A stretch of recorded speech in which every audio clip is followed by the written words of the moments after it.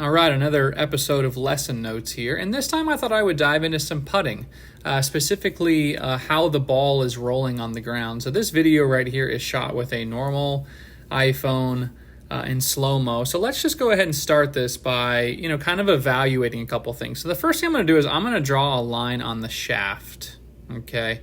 Now, if you've ever done Sam Putt Lab, then a lot of this is going to show up. Sam Putt Lab is basically TrackMan for putting, but doing something like this is very, very easy just with a cell phone. There's a company called Quintech that you can buy a training aid that they have that you could actually get this view too. So ideally what's going to happen when I hit this ball is the ball is going to roll very quickly. And what we're going to see here, I'm going to get to impact and kind of slow this down, is what we're seeing is, number one, is the shaft at impact is laying backwards. So what I mean by that is when I draw, this is impact. Now you can see that the shaft is behind that line at the top part of the shaft. And then the bottom part where the club head is now laying back. Well, obviously that means that I'm adding some loft here. And if I add loft with a reverse shaft lean, then this ball is going to pop in the air. And watch what happens to the ball. Is it literally doesn't roll at all. If anything, this line right here has actually moved backwards a little bit. And that's a really, really big problem if you're trying to have good speed control, because good speed control would mean consistency, and I consistently roll the ball well. You can see this is almost a foot in the air, and it doesn't start rolling until right there. So if we put a little line right there and go back to the beginning, that is probably 14 inches of space. And so that is a really, really big problem.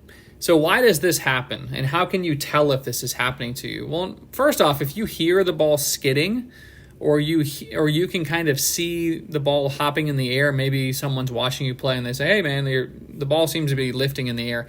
Well, that's happening because at impact, the club head is literally passing like you're hitting a flop shot, and there's loft in the putter, so it literally knocks the ball in the air. Now, it's very, very subtle, but you can see right there underneath that ball, we can see daylight. That is a really, really big problem.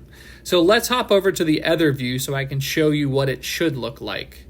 Okay, so here we are now with the adjusted version. Let me draw a line on the shaft here. And so when I'm evaluating this, I'm really looking at how much handle lead or how much is the grip in front at impact. The more that the grip is in front, you're likely going to get more ball roll, assuming that you're not hitting down on the ball. And we'll talk about that in a second. So here we go. I have a little bit of forward shaft lean at address. You can see I kind of press my hands forward. But as I'm coming into the ball, okay, let's go to impact. You can see that the handle is now slightly in front. There we go. So that angle has changed. I actually have a little bit of forward shaft lean. And now the ball is going to be rolling very, very quick. You can see there's no lift of the golf ball, and it's rolling immediately. So how am I doing that? Well, the thought is kind of like a tennis forehand or like a ping pong like top spin draw. You need to be hitting the ball on the upswing. So the rise angle, the putter is literally moving up. So I can draw a couple circles here. So let's say that's the center of the face. Go a couple more frames. You can see that is starting to move up a little bit. You can see it's continuing to move up. So as the putter is moving up while the shaft is in front, that would produce topspin. And that really is what makes someone have good speed control, is the consistency of the roll. And so if you notice that your ball is skidding, you would likely want to check this more than anything. If your shaft is laying back, so it is moving backwards, it is further behind than your starting point, you are likely going to be adding loft. So in this next video, I'm going to show you what that would look like from the face-on position, and then we'll dive into a solution for this. All right, so now we got these side-by-side videos. The one on the left would be the one that's hopping in the air or adding loft, and the one on the right would be a drill that I'm doing. So let's start with the one on the left. Again, if you're going to check this stuff, you've got to video it. I think one of the main problems when people are trying to solve their issues is they don't take video. So hopefully this is giving you an idea of some things that you could look at when you're starting to struggle with something. And if you are taking lessons, I would encourage the person that you're taking lessons from to take some of these videos. If they're not taking these videos, then they're probably just guessing at the issue, which is a major problem. So let's go ahead and play this video out on the left. So you can see nothing majorly going on here, but what you're gonna see is I'm gonna do two things. One, my head is actually moving to the right. Now this is a little bit exaggerated, but I see this kind of motion all the time. I mean, look how far back my shaft is here. And you can actually start to see the ball get very airborne. I mean, you can see underneath that golf ball.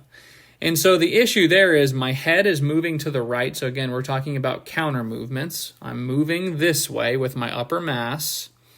And then the club head is going that way as my hands are kind of moving behind the shaft. And so what that's going to produce is loft. So that is a really, really bad thing. If you want to have consistency in your putting, let me clean this up here. Looking like this with your hands is an awful, awful thing to do. That's why you see a lot of players do left hand low. That's why you see a lot of players do arm bar, because what they're really trying to do is fix their impact position. Another consequence of this from a start line perspective would be if you have a lot of club head passing, you're going to have an excessive amount of face closure. So if you find yourself looking like this and creating a lot of lead wrist extension where you kind of bend your left wrist, you're just not going to be very, very good with your start line and your speed. So on this video on the right, let me clean this up. You can see here that I have a little golf ball right here, okay?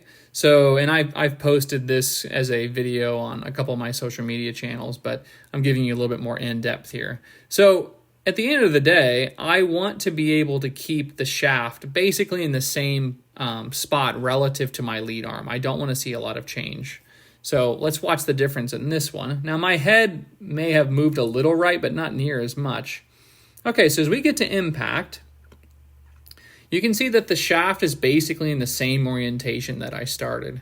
It probably is actually leaning slightly in front, but it's pretty darn close. And what we'll notice is as I go through, the shaft really has not changed any relative to my lead arm. And if it did, this golf ball would fall out. So anytime that someone is struggling with an excessive amount of wrist movement or the club head is passing a lot, again, if we play this one out over here, you can see at this point, these are basically the same positions. If I were to draw an arrow of like where the shaft is pointing, you can see that is pointing like at my right shoulder, and then this is pointing, inside at my left pec. Like it's totally different. So a lot of times when you're trying to change something, doing it just through effort is not enough. So doing something like a training drill, like putting that golf ball right there, is very, very helpful.